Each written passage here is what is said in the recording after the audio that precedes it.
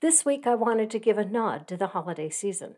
Even though I don't believe in a virgin birth, a couple that traveled for a census that no historian can find any record for, an angel choir, a Judean king that was concerned about Jewish prophecy, or even Jesus, I do believe in some parts of Christmas.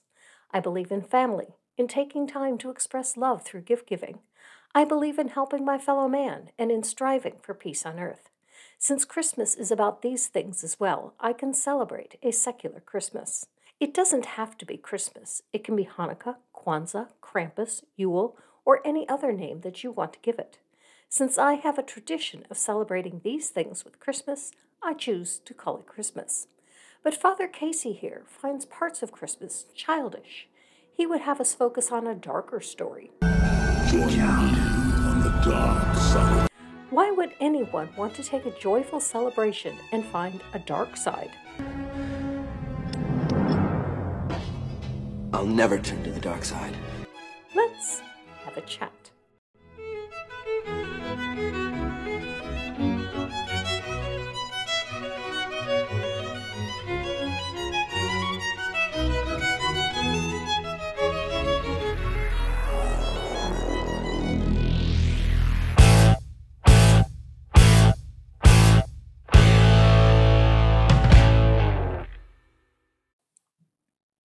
Hello and welcome. Thank you so much for joining me, and especially to my patrons and channel members.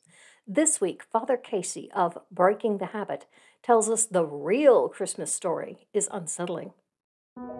There's something undoubtedly childlike about the season of Christmas. Kids singing in pageants, families gathering around the tree opening presents, friends caroling and merrymaking. There's a sense of peace and generosity during the season that is impossible to deny. Many people love the traditions, things like candlelight carols and setting up the Christmas tree, because they're inspiring and comforting. At least, that's one way we could look at these traditions. Yep, and it's why I continue to engage in them, even though I no longer believe in the theology behind Christmas. Not a single one of these traditions is dependent on Christian theology. Many of them predate Christianity, a season of giving, sharing, and gathering of family in winter.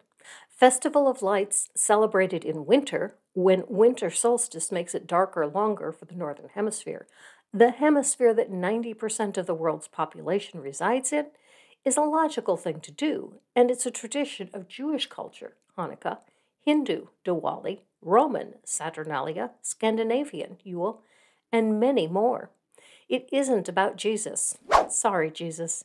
You aren't the reason for the season. Another way would be to call them pacifying.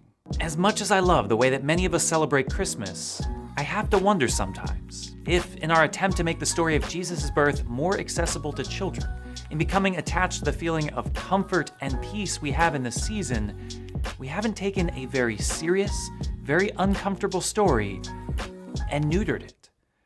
Let's put the cute aside for a second and look at the story for what it is. You mean a bunch of bullshit made up to give your God a human story? Because that is what it is. We start with the fact that God was born to an unwed girl who, because of an oppressive empire occupying her people, had to travel 90 miles for a census. Was she unwed? Yes, the Bible says she was just betrothed, but by Jewish tradition at that time, they were married. Women were property. The groom paid the bride price to the bride's parents, and the purchase was complete. At the wedding, the groom took possession of his bride, his property. Mary's pregnancy in the story isn't a scandal, as the couple was betrothed, and that was all that mattered. Legally, Mary already belonged to Joseph, to do with as he wished. This is even in the story, as when Joseph learns about the pregnancy, knowing the baby isn't his, he considers divorcing Mary. One cannot divorce someone to whom one isn't married. As to the alleged census, the first problem is there was no historic record of any such census where people had to travel to their ancestral homes to register. And even if there was, there's nothing in the story to indicate that Mary had to come. Mary wasn't considered a person. She was Joseph's property. Further, travel in this late period of pregnancy isn't good for either the mother or the baby. Why would Joseph take her?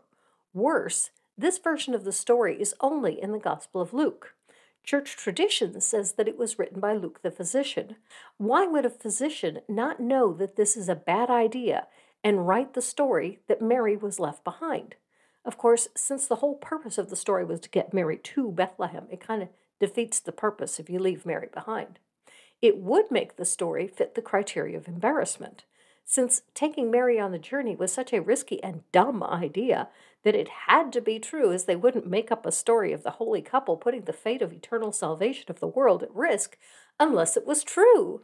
Not to mention the fact that God didn't say anything to oppose the idea, which he definitely would have if it meant that Jesus would die from the journey. Which leads me to wonder, isn't it also possible that God tried this several other times, but Jesus didn't end up getting born? I mean, after all, most pregnancies never implant or end in miscarriage. Add to that the high infant mortality rate back then, and one must wonder how many times God tried before he actually got a Jesus who was born and grew to adulthood. Hell, my doctor didn't want me to make the move from Fort Hood to Fort Knox when I was 7 months pregnant with my first, and I had a car to travel on and modern medical care available. All that to say that the likelihood of this story being written by either a physician or an omniscient God, both of whom should have known that this was a stupid idea, is extremely unlikely. If the intent was to show that despite Joseph's extreme stupidity in taking Mary on this journey, Jesus still survived, it was a wasted effort, as believers all seem to miss what a dumb idea this was. Because of an oppressive empire occupying her people, had to travel 90 miles for a census, not for the benefit of her care or representation in government, but so that her people could be controlled. What a load of codswallop! Was anyone concerned with Mary's care or representation in government? No, because Mary wasn't even considered a person. She was Joseph's property. She didn't get representation in government any more than the sheep or the donkeys. You keep trying to put modern ideas of social justice into an ancient culture where they had no part. Imagine going through life without any legal protection. She did, along with every other woman in her time, because she wasn't considered a person. It's why the law said if a man raped her, he had to buy her. She got no compensation for the crime. Her father did, as she was his property, and now she was damaged goods. Constantly afraid that the state will use violence against you with complete impunity. How about going through life knowing that men can use violence against you with complete impunity? Because that is exactly what life was for women in this culture, and even well into our modern culture. It wasn't until 1920 that wife beating became illegal in the United States, and even then it is still often ignored. It wasn't until 1993 that marital rape became illegal in all 50 states. How can you possibly be so ignorant of the legal status of women in ancient Judaism as to lament Roman rule, but fail to see that patriarchal rule was just as, if not more, oppressive for her? Eventually, the woman and her betrothed reach a town where she's to give birth, only to find that they are not welcome in anyone's home, and so she must give birth in a less than ideal condition, placing her newborn child in the place where animals feed. Only if you go according to the Luke version of the story. If you go according to the Matthew version, they already lived in Bethlehem, and Jesus was just born at home, as were most babies. If you go to Israel and visit the place designated as a possible place where Jesus was born, they tell you it wasn't really a stable. It was more like the lower part of a house where animals were also kept. The point being, believers can't agree on the story. One would think that if it were inspired by an omniscient God, said God could have done a better job in keeping the inspiration consistent. A jealous king has heard about this newborn child, and he wants nothing to do with competition. What does he do? He orders the genocide of every male under the age of 2 in the region. Imagine the violence in every city, the blood on every street, the devastation in every home. Which is why the lack of any mention of this event by any historian makes the tale so improbable. Not only does no historian record such an event, no believer discusses it in any context other than in a response to this story. What's more, this story only appears in Matthew's Gospel. If this was such a momentous event, why does it not even get a mention in the Luke version? I'll tell you why. Because it didn't happen in the Luke version. In the Luke version, after the baby is born, he's brought to the temple for dedication on the 8th day, and then Mary and Joseph return to Nazareth. There are no magi either, and the shepherds and the angels are only in the Luke version. In fact, the only points of similarity between the two stories is that the parents' names are Mary and Joseph, the baby's name is Jesus, and the baby is born in Bethlehem, and the parentage is supernatural. That's it. The stories differ on every single point except those. Some would add that Mary is a virgin in both, but even that is disputed, as the word translated virgin should have been translated young maiden, which could be, but isn't necessarily, a virgin. Obviously wanting no part of that, the couple and the child flee their home country for safety in another. Another point that makes no sense, if both stories are true, is they have a home in Nazareth. Why not return there? Granted, that is still in Herod's jurisdiction, but is he really likely to chase a baby all that way? And even if he is God so incompetent that he can't protect them? They arrive in Egypt poor, desperate, unable to speak the dominant language, and with little to offer their new society. For a few years, they scrape by as refugees, people who have no place to call their home. A few years? The Bible doesn't say how long they were supposed to be there. And scraping by? What about the gold they were supposed to have been given by the Magi? The story sure works better when you get to make up the parts that you want in there. Could it be that that's why the Matthew and Luke accounts are so very different from each other? Neither liked the other one's version, so he made up his own version. Or did each hear a different oral tradition and write down the oral version that they liked better? Sort of like the Disney version of Cinderella is so much less bloody than the Hans Christian Andersen version. Imagine showing up to a foreign country with a newborn baby and nothing but what you can carry. Wait, a newborn baby? Since Herod killed all the babies 2 years old and under, most speculate that Jesus was about 2 at the time that they fled to Egypt. Again, even the believers can't agree on what is supposed to have happened. Taken together, the story of Christmas is not warm and fuzzy. It's the story of an unwed pregnant woman living in poverty in an occupied nation, communing with outcasts, worshiping with people of other religions, witnessing genocide. Witnessing genocide. Your book says an angel warned them in advance and they fled before Herod's men started the slaughter. You can't even seem to keep your own version of the story straight. I'm also wondering why the angel didn't appear to all the rest of the parents and give them the same warning. Or maybe he did, and they all fled too, and there were no babies in Bethlehem when Herod's men arrived, and that's why the slaughter isn't recorded anywhere in history, because it didn't happen. Oh, wait, that doesn't work either. If they all fled, then the part where they are weeping for their lost children doesn't work. Oh well. It's a good thing none of the story actually happened. It is not comfortable. It is not hopeful. And it is most certainly not an appropriate story for children. And there you have it. Stop reading the Bible to children. It's not appropriate, according to Father Casey. Cancel Sunday school. Cancel VBS. Cancel Ken Ham's homeschool curricula that teaches the Bible to kids. Don't teach the Bible to your kids. So why do we try to make it one? Understand what I'm asking here. I'm not saying we shouldn't teach our children about the events of Jesus' birth, and I'm not saying that things like pageants and nativity scenes are necessarily bad. I think they're wonderful, in fact. I'm asking why we take a story filled with uncomfortable themes and complicated human suffering, distill them down for children, and never offer adults anything more. Maybe because your religion is all about giving people what they want, and they don't want that. I'm being serious now. Look at how many versions of Christianity there are. It's because if you don't like the one being taught at one church, you just go to a different church that has the version you do want. Christianity isn't about truth. It isn't about worshiping the one true God. It's about being made to feel good about the hard things in life, like death. It feels better to die knowing that this isn't the end. It feels better accepting the death of a loved one, knowing that you will see them again in the afterlife. It feels better knowing that if you really messed up, no worries, pray to God and He'll forgive you. There, all better. The boo-boo has been kissed. If you want to face reality and the hard truths of life, let go of the God beliefs altogether.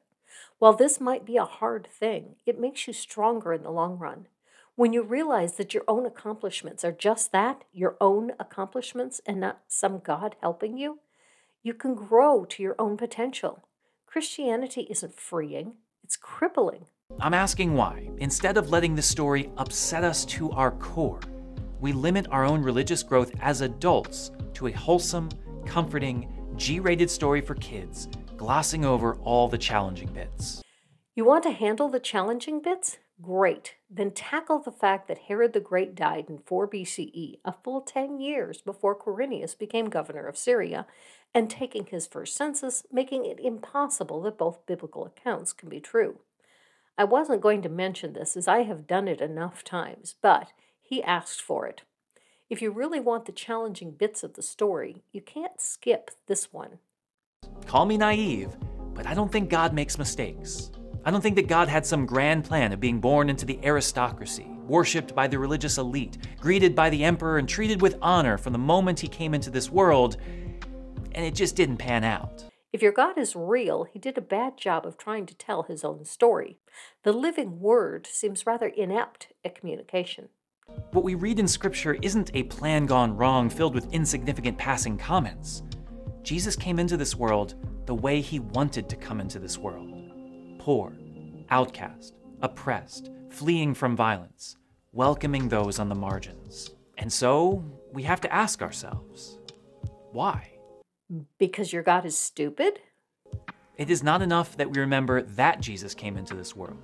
It is not enough to remember the basics of the story, distilling the events down to characters that fit into a family-friendly Christmas pageant. We have to ask ourselves why he chose to enter the world as he did. I think the better question to ask is if he did. Was Jesus God? Did Jesus ever exist as a human person? Are the legends of Jesus about several different people? These questions must be answered before yours even becomes relevant. Leading us, as his followers, to come to a very important, very uncomfortable conclusion. That this is the one we must choose for ourselves as well. Celebrated properly, Christmas is a holiday that should make us more aware of the human suffering all around us. People in poverty, refugees, outcasts. It should alert us to the horrors of violence in countries all around the globe and even in our streets. It should leave us disgusted with the powers and authorities of the world, men and women who seek wealth, control, and comfort above all. I'm with you on that point, bro. This is what Christmas should be about as well. There is no peace on earth and goodwill towards men when some men are living in abject poverty and others in luxury. But you know what you don't need to celebrate Christmas this way? Jesus. You don't need Jesus, as your beliefs don't necessarily take you to this point. Facing reality does. And to face reality, one needs to let go of unsubstantiated, impossible stories, like the story about Jesus' birth. It didn't happen. But the problems of this world, those are real. Let's face reality, not try to view it through the lens of fantasy. Now trust me when I say that I love the way we celebrate Christmas as much as anyone else. Christmas caroling, decorating the tree, festive dinners, candlelit liturgies. I eat it up every year. I love it. But there's something missing in all of it. The vibe, it's just not right. The stars are not in position for this tribute. Like he says, stars. Can't do it. Not today. The story of Jesus' birth is not meant to be peaceful or comforting. It's meant to be a repudiation of the ways of the world, a wake-up call to those unconcerned with the plight of the poor and lonely, a warning to those content with the status quo of earthly kingdoms. Actually, it's meant to be whatever you want it to be. Since it isn't rooted in reality, you make it whatever you want. Even the authors of the original versions made it whatever they wanted it to be. Jesus could have come any way he wanted, and he chose not to appear to the rich, the powerful, or the content. Really now? I mean, in your story, the Magi were there. They were rich and powerful. Not sure about content, but what makes you think the shepherds or the angels weren't content? They were there too. He didn't even bother to make his presence known to them. Let that point sink in for a minute. Absolutely, because it's a big part of why I don't believe in your God. If your God demands that people believe in him, love him, and worship him, but he refuses to reveal himself to any but those he selects, then how can he hold those not selected accountable for not knowing what he refused to reveal? Jesus came to this world. He took on flesh to be like us. He chose the people he wanted to be associated with, and it wasn't those who were safe, rich, influential, welcomed, or comfortable. And if those that believe in him are now any measure of who he wants to be associated with, he seems to have changed who he wants in his club considerably. If the rich and powerful really aren't welcome in the club and they're just pretending to be in, or worse, they've been fooled into thinking they are in when they really aren't, what does that say about your God?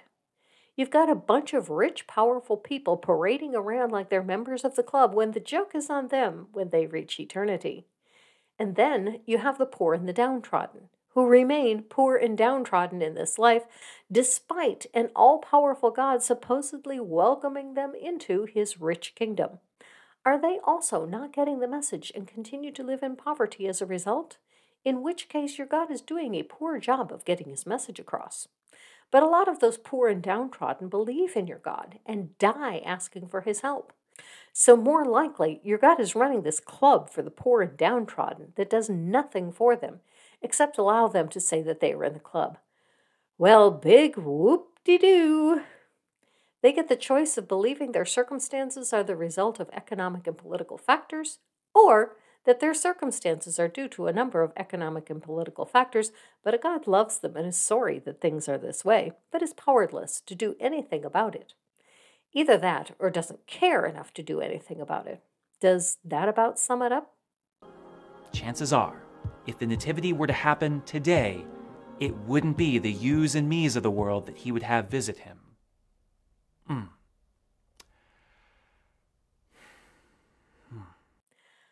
Wow. So your conclusion is your God doesn't care about you.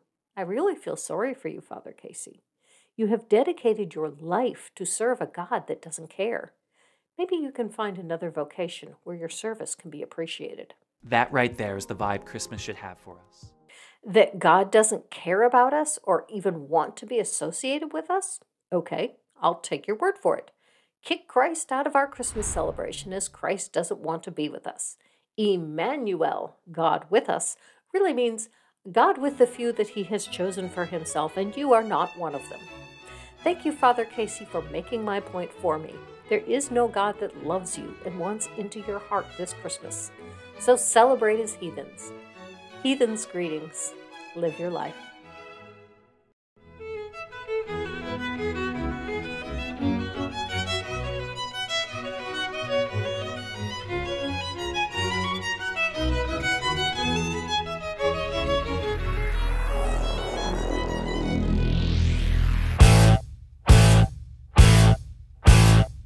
This week, a fresh hot chocolate chip granny cookie goes to SBN WNC. Thank you for your support.